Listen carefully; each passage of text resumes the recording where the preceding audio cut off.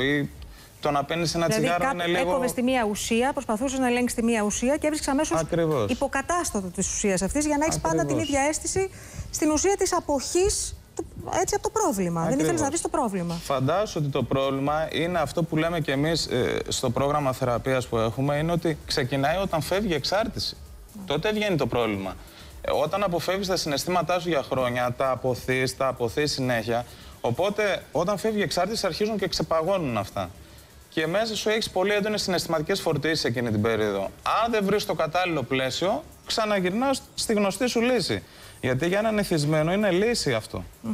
Δηλαδή λύση που σκοτώνει φυσικά, έτσι, γιατί σου κρύβει το πρόβλημα, στο σκεπάζει, στο παγώνει. Στο διάστημα αυτό η οικογένειά σου τι ρόλο έπαιξε, πόσο σε στήριξε και πώς ήξεραν οι άνθρωποι? Δηλαδή, σε έκλειναν έξω από το σπίτι, ας πούμε, υπήρχαν τέτοιες στιγμές? Γελάω τώρα γιατί η μητέρα μου τα είχε δοκιμάσει όλα. Ο πατέρας μου ήταν λίγο σε πλήρη άρνηση. Δεν το δεχότανε. Δηλαδή, όταν βγήκα στην ανάρρωση, ο πατέρας μου κατάλαβε τι γινότανε. Και είναι ένα χαρακτηριστικό. Εμείς λέμε ότι ο εθισμός είναι και λίγο οικογενειακή αρρώστια. Δηλαδή, φαντάσου αν έχεις κάποιον που έχει τη διαταραχή της μανιοκατάθλιψης, π.χ. μέσα στο σπίτι σου, σιγά-σιγά, αν δεν ενημερωθεί και η οικογένεια, αρχίζει να νοσεί και η οικογένεια. Δηλαδή, χάνει την αντικειμενικότητά της. Η μητέρα μου τα είχε δοκιμάσει όλα. Εγώ ήμουν δύσκολο παιδί. Δηλαδή, έφευγα το σπίτι για ένα μήνα, ξαναγυρνούσα όποτε ήθελα. Όταν έφευγες, πού έμενες? Καλά, αυτό είναι εύκολο. Σε εγκατελειμμένα, στο δρόμο, σε μια γκαρσονιέρα την νοικιάζει κάποιος, μοιράζουμε 10 κλειδιά, μετά μένουμε όλοι εκεί. Το να είσαι στη χρήση και να συντηρείσαι με κάποιο τρόπο είναι εύκολο.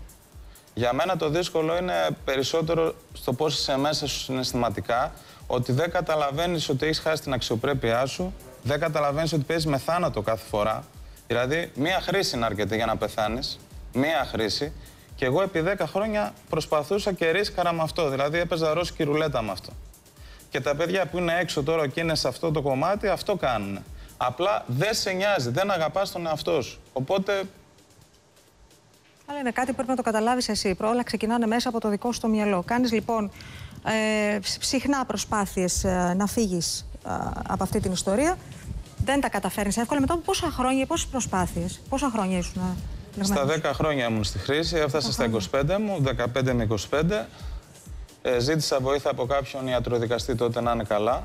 Γιατί από τα δικαστήρια από αυτά που είχα γνώριζα τέτοιο κόσμο. Τέλος πάντων, ευαισθητοποιήθηκε ο άνθρωπος και με πρότεινε ένα πρόγραμμα αυτοβοήθειας των 12 βημάτων φιλοσοφίας. Πήγα, μου ακούστηκε πολύ έξυπνο η πλήρη αποχή, ότι κοίταξε να δεις εσύ φίλε, έχεις πρόβλημα σε κάθε ουσία που σου αλλάζει την ψυχική σου διάθεση.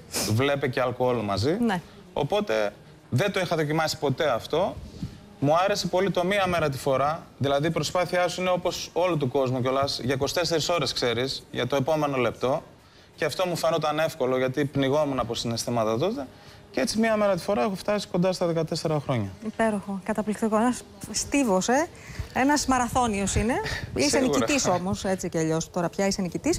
Και εκεί λοιπόν που όλα έχουν πάρει το δρόμο τους μέσα σου, έχεις πια και ραντάρ, έτσι. Είσαι έτοιμος και συναισθηματικά να ανοιχτείς σε έναν υγιέστατο άνθρωπο. Γιατί φαντάζομαι ότι στην περίοδο αυτό δεν είχε σχέσεις, αλλά οι σχέσεις ήταν μέσα στο περιβάλλον. Δεν τις θεωρώ εγώ σχέσεις εκείνες. Ναι, και να μην ήταν στο περιβάλλον, απομακρυνόταν γρήγορα, γιατί εγώ ήμουν σε ημίτρελη κατάσταση. Δεν και έρχεται λοιπόν η Γκάμπη. Κάνεις εσύ, θες να γίνουμε φίλοι, έτσι. Φίλοι αυτό. Ναι, αποδοχή αιτήματος. Και έτσι ξεκινάει ο έρωτάς σας. Έτσι. Ζεις εσύ καθόλου στην άκρη του μυαλού σου? Θα μου απαντήσεις πολύ ειλικρινά. Υπάρχει ο φόβος, μη τυχόν συμβεί οτιδήποτε και έχουμε πάλι θέμα με το Φάνη? Δεν το ένιωσα ποτέ, όχι. Μου βγάζει πολύ σιγουριά. Δεν το σκέφτηκα. Ωραία. Γνωρίζεις λοιπόν το Φάνη, σου αρέσει, έτσι. Δεν το συζητώ, σίγουρα πράγματα. Καλά, τώρα τι θα πει. Θες να κοιτάς από εκεί, εσύ μην κοιτάς έτσι. Περίμενα να ακούσει την απάντηση. Ζήτησες εσύ πρώτος να βγείτε? Ναι, εγώ και επέμενα και πάρα πολύ. Ήσουν δύσκολη. Μας ήσουν δύσκολη εσύ στην αρχή? Λίγο. Ήταν. Ναι, τι ήταν αυτό? Λόγω Facebook ήσουν δύσκολη ή? Γενικά, σαν άνθρωπος. Ωραία. Βγαίνετε το πρώτο ραντεβού και μένετε μαζί ένα χρόνο μέχρι να γίνει η πρόταση γάμου? Ναι. Μαθαίνεις τα πάντα για το Φάνη, τα λέει. Από την πρώτη στιγμή τα ήξερα όλα, ναι. Από την πρώτη στιγμή. Εκείνη τη στιγμή πώς το δέχτηκες μέσα σου? Λίγο με τρόμαξε η αλήθεια είναι, αλλά αυτό δεν το σκέφτηκα και πολύ μετά.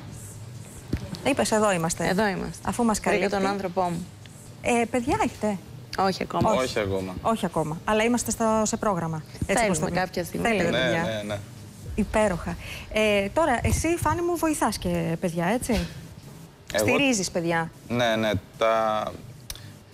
Μέσα από τις ομάδες αυτοβοήθειας και από αυτή τη διαδικασία της ψυχοθεραπείας που σε βάζουν αυτά τα 12 βήματα αυτογνωσίας, μου βγήκε σαν θέλω. Στην αρχή είχα μπει πολύ στον πρωταθλητισμό. Έκανα επαγγελματικό πρωταθλητισμό, έπαιζα Muay Thai για 5 χρόνια. Ήταν και ο λόγος που κατέβηκα Αθήνα τότε.